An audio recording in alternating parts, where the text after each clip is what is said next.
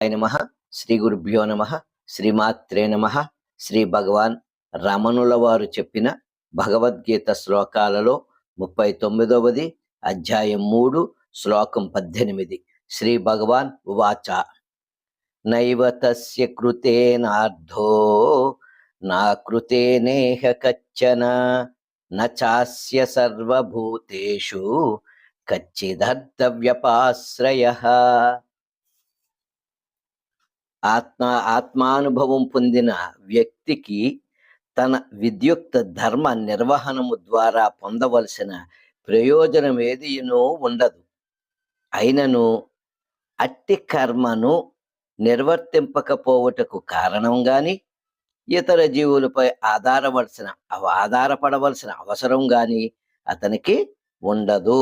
శ్రీ గురుభ్యో నమః.